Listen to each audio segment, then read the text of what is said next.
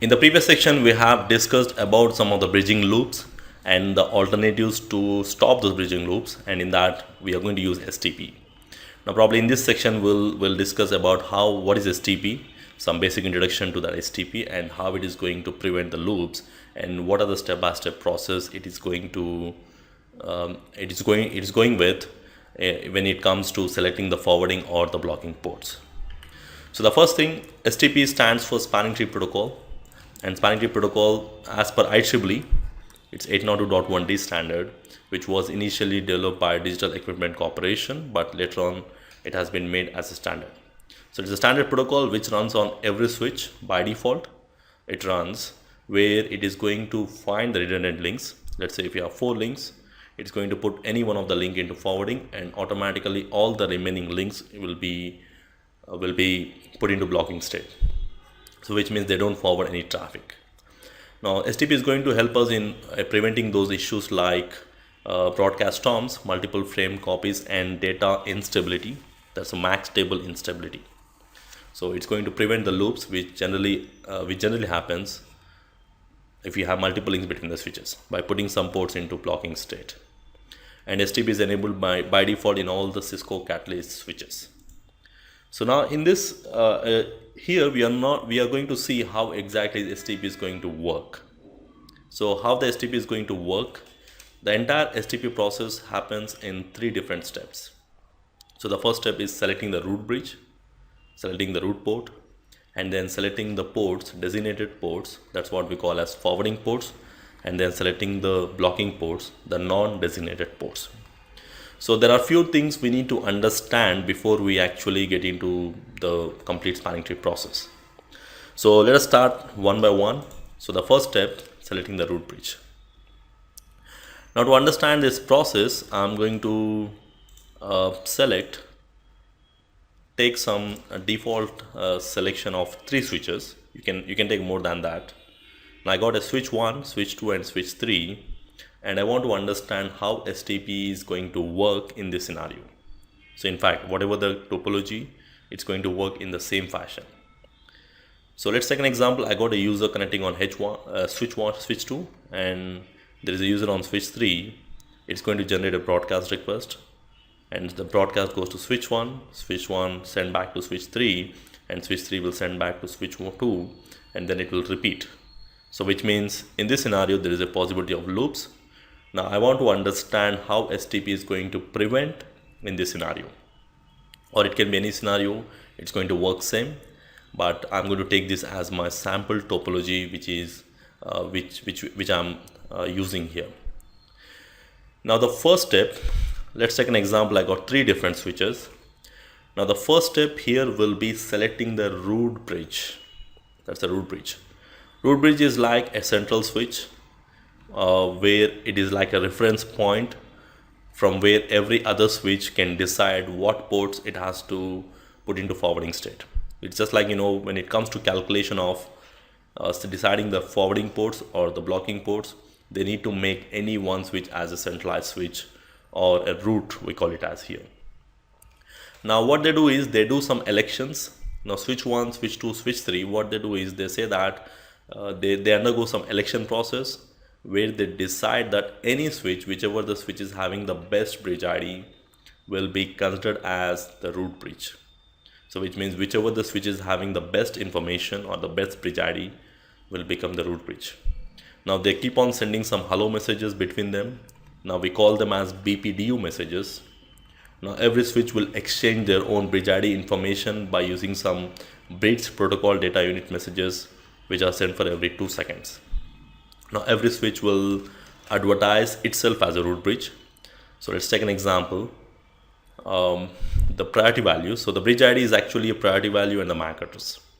So assume that now whichever the switch is having the least value will be considered as a best value here. Now in my scenario, let's take an example. The switch 1 is having the priority value of 32768. Let's take an example.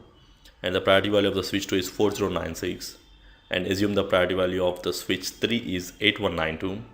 Out of these 3 switches, any one has to become the root. So whichever the switch is having the least priority value, that will be considered as the best. Now in my scenario, it is 4,000, 32,000, 8,000. So which is the least?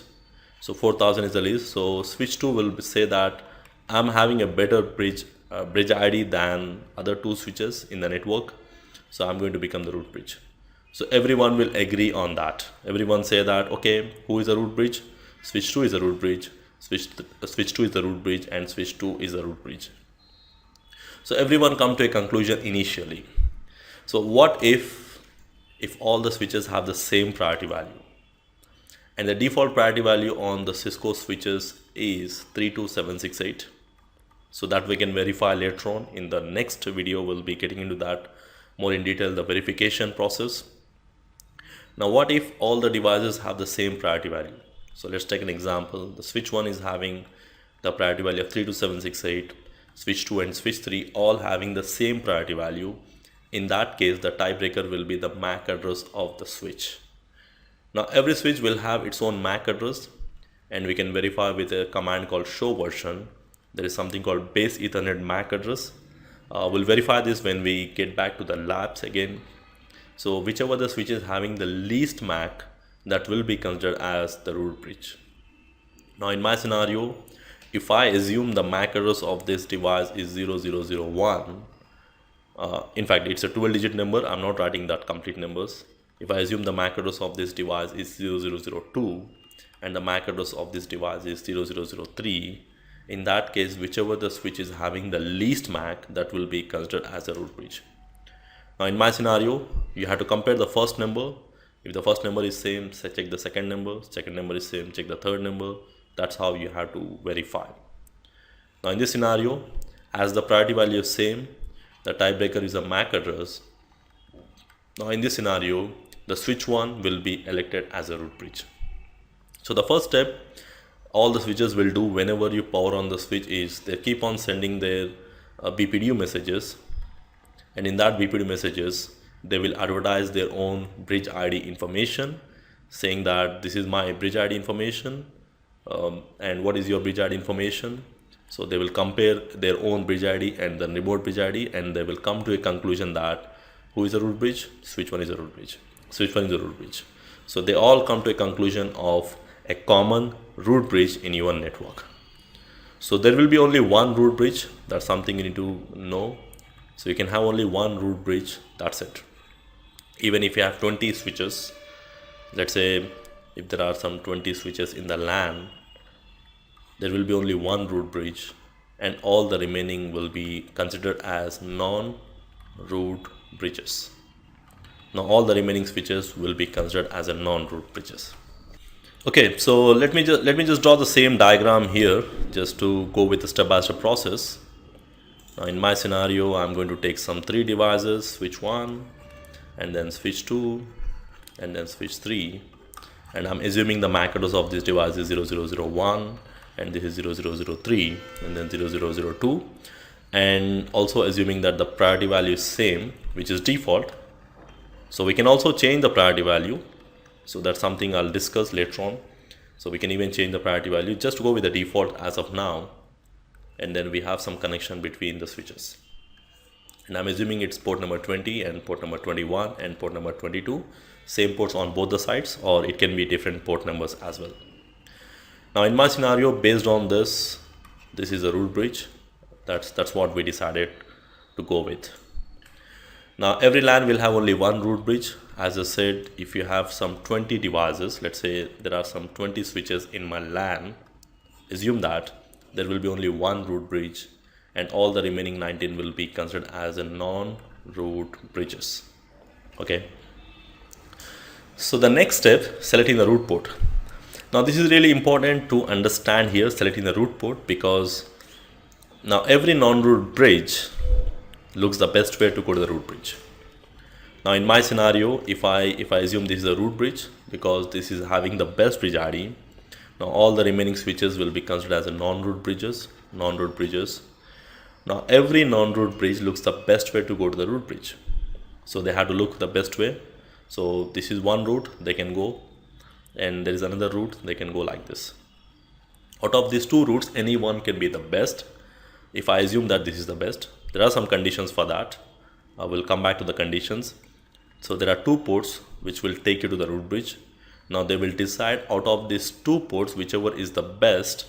If I assume this is the best, in that case this port will be considered as a root port. So root port is the shortest path to the root bridge, which will take you to the root bridge, and the best path to the root bridge we can say. So every non-root bridge looks the best way to go to the root bridge. That's what they will do, or we can say the shortest path to the root bridge is considered as a root port. But now the question is, based on what conditions it is going to decide or select the root port. So there are three different conditions we have here. The first thing, they are going to see the cost, the bandwidth. Now there are some default cost values here. If you are using 10 Mbps link, the default port cost will be 100. If you're using 100 Mbps, the cost will be 19. If you're using 1 gig link, the default cost will be 4. If you're using 4 gig link, the default cost will be considered as 2. So depending upon the type of the link we are using. Now in this scenario, I'm assuming that I'm using 100 Mbps links, which is something default we use most of the time. So I'm assuming all the links are 100 Mbps links. Now if I'm using some 100 Mbps links, now who is the root bridge? This is my root. Every non-root bridge looks the best way to go to the root bridge, and the cost to reach on each and every port is 19. Based on 100 Mbps, the cost is 19. So if I go from this way, let's say I'm going from this route, what's the total cost? It's going to be 19. And if I go from the other route, let's say I'm going to from this route. If I go from this route, the green one, the total cost is going to cost me 38, because 19 plus 19, how much it is? 38. So there are two possible routes to reach the root bridge. Out of these two possible routes, the one is 19 and the other one is 38. So whichever the route is having the least, again, remember again, least is always preferred in the spanning tree. The least cost will be considered as a best route. So in other words, we can say higher bandwidth will be more preferred. But here when it comes to calculation, we always prefer least cost here. So shortest path or the least cost. So in this scenario, this port will be considered as a root port, because to reach from every non-root bridge looks the best way to go to the root bridge, and this is the shortest path to the root bridge in terms of cost. Now the same way, now this is a root port on switch 2, and similar way the same thing will be done by switch 3 also. Switch 3, it will see if it goes from here, the cost is 19. If it goes from here, it will be 19 plus 19, it's going to be 38. So it will say that this is the shortest path, so it will write down this port as a root port. So every non-root bridge will have one root port. So which means if I take an example of I'm having one root bridge and I got 19 non-root bridges, in that case there will be 19 root ports, because every non-root bridge will have one mandatory root port, and that will be only one, not more than one. So the first condition, it is going to see the shortest path. For the shortest path to the root bridge, it's going to see the cost.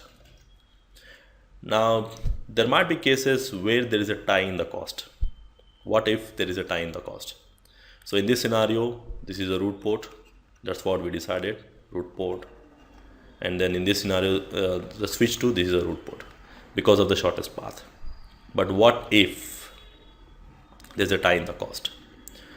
So when there is a tie in the cost, let's take an example. I got a root bridge here and it is connecting to some two different switches, and then it's connecting back again to another switch.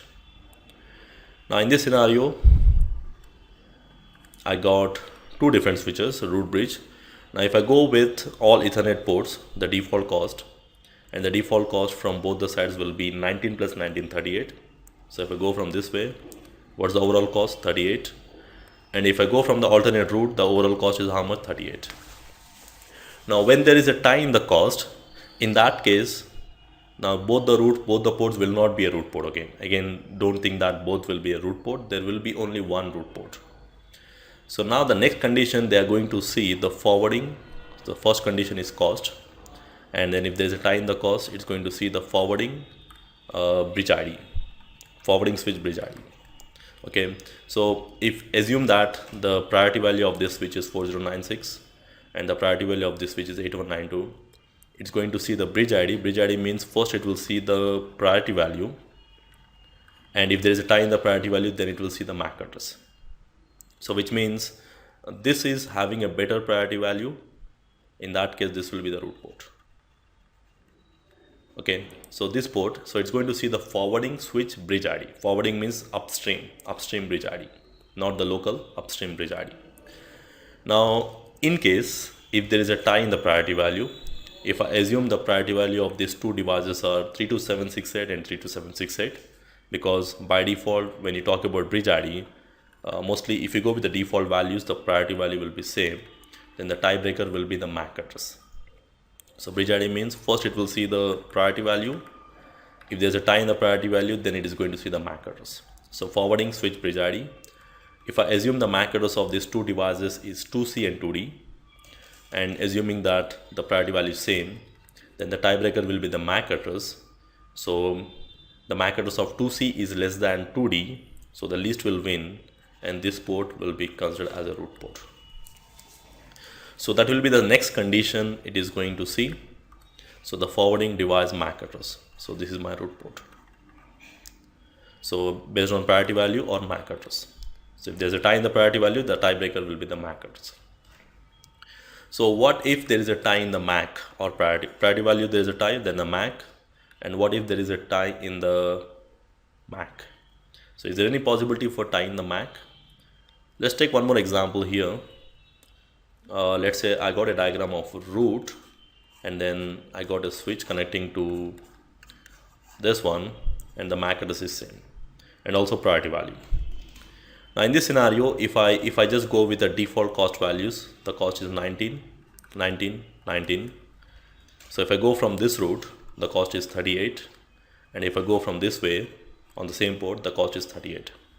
So the first condition, that tie in the cost, then the second condition, it is going to see the priority value in the MAC address. So here it is actually coming on the same switch, so probably there is a tie in the forwarding bridge ID also.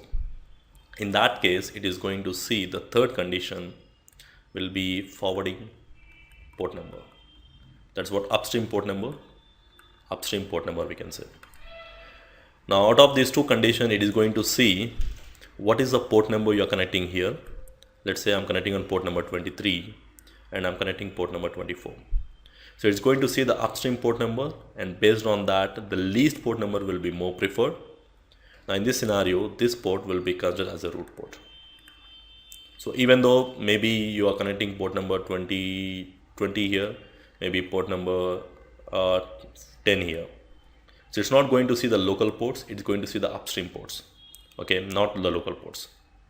So out of these two ports, the 23 is the least one, upstream port, so this port will be considered as a root port. So this is the third condition it is going to see when it decides the root port. Now these are the three main conditions we need to know. First, it is going to see the cost. If there's a tie in the cost, it's going to see the forwarding bridge ID. In that, it will see the priority value. If there's a tie in the priority value, the second condition, it will see the MAC. And then if there's a tie in the MAC and priority value, if they are coming from the same switch, it is going to see the port number, and that too the forwarding or the upstream switch port number.